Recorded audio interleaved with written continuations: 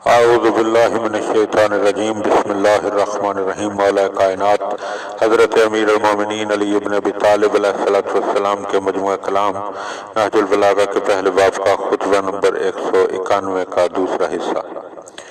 مولا علیہ السلام مومن کی علامتیں بتاتے ہوئے فرماتے ہیں، ان میں سے ایک کی علامت یہ ہے کہ تم اس کے دین میں استحکام، نرمی و خوش خلقی کے ساتھ دور اندیشی، ایمان میں یقین و استواری، بردباری کے ساتھ دانائی، خوشحالی میں میانہ روی، عبادت میں عجز و نیاز مندی، فقر و فاقہ میں آن بان، مصیبت میں صبر، طلب رزق میں حلال پر نظر، ہدایت میں کیف و سرور اور طمع سے نفرت و بے تعلقی دیکھو گے۔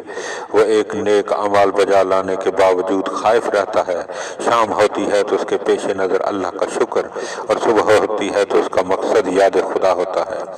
رات خوف و خطر میں گزارتا ہے اور صبح کو خوش اٹھتا ہے۔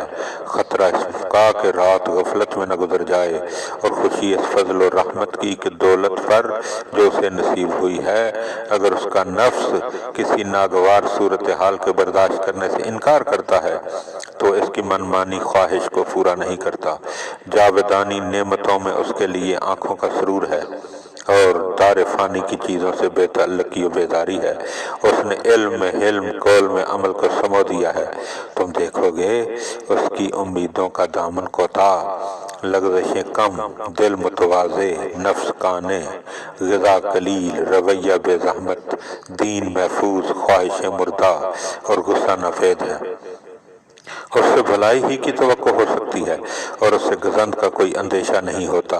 جس وقت ذکر خدا سے غافل ہونے والوں میں نظر آتا ہے، جب بھی ذکر کرنے والوں میں لکھا جاتا ہے، کیونکہ اس کا دل غافل نہیں ہوتا۔ جب ذکر کرنے والوں میں ہوتا ہے تو ظاہر ہی ہے کہ اسے غفلت شعار میں شمار نہیں کیا جا سکتا۔ جو اس پر ظلم کرتا ہے اس سے درگزر کر جاتا ہے، جو اسے محروم کرتا ہے اس کا دامن اپنی عطا سے بھر دیتا ہے، جو اس سے بگاڑتا ہے یہ اس سے بناتا ہے۔ بےہودہ بکواس اس کے قریب نہیں پھٹکتی، اس کی باتیں نرم، برائیاں نافید، اچھائیاں نمایاں ہیں، خوبیاں ابھر کر سامنے آتی ہیں اور بدیاں پیچھے ہٹتی ہوئی نظر آتی ہیں۔ یہ مصیبت کے جھٹکوں میں کوہ حلم و وقار، سختیوں پر صابر اور خوشحالی میں شاکر رہتا ہے۔ جس کا دشمن بھی ہو اس کے خلاف بے جا زیادتی نہیں کرتا، جس کا دوست ہوتا ہے اس کی خاطر بھی کوئی گناہ نہیں کرتا۔ قبل اس کے کہ اس کی کسی بات کے خلاف گواہی کی ضرورت پڑے، وہ خود ہی حق کا اعتراف کر لیتا ہے اور امانت کو ضائع و برباد نہیں کرتا۔ جو اسے یاد دلایا گیا اسے فراموش نہیں کرتا، نہ دوسروں کو برے ناموں سے یاد کرتا ہے، نہ ہمسایوں کو گزند پہنچاتا ہے، نہ دوسروں کی مصیبتوں پر خوش ہوتا ہے، نہ باطل کی سرحد میں داخل ہوتا ہے، اور نہ زیادہ حق سے قدم باہر نکالتا ہے۔ اگر چپ سادھ لیتا ہے تو اس خاموشی سے اس کا دل نہیں بجھتا، اور اگر ہنستا ہے تو آواز بلند نہیں ہوتی۔ اگر اس پر زیادتی کی جائے تو سہ لیتا ہے تاکہ اللہ ہی اس کا انتقام لے۔ اس کا نفس اس کے ہاتھوں میں مشقت میں مبتلا ہے، دوسرے لوگ اس سے امن و راحت میں ہیں۔ اس نے آخرت کی خاطر اپنے نفس کو زحمت میں اور خلق خدا کو اپنے نفس کے شر سے راحت میں رکھا ہے۔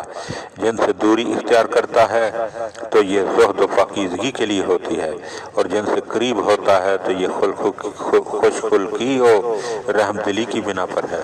نہ اس کی دوری غرور و کبر کی وجہ سے، اور نہ اس کا میل جول کسی فریب اور مکر کی بنا پر ہوتا ہے۔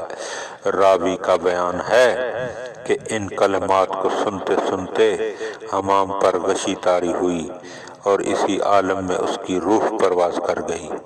امیر المومنین علیہ السلام نے فرمایا کہ خدا کی قسم مجھے اس کے متعلق یہی خطرہ تھا۔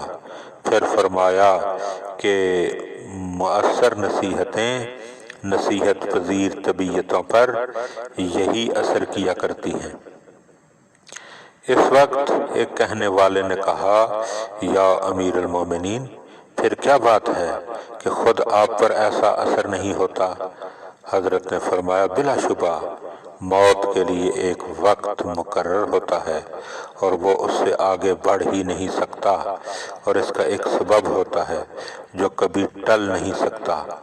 ایسی بے معنی گفتگو سے جو شیطان نے تمہاری زبان پر جاری کی ہے باز آؤ، اور ایسی بات پھر زبان پر مت لانا۔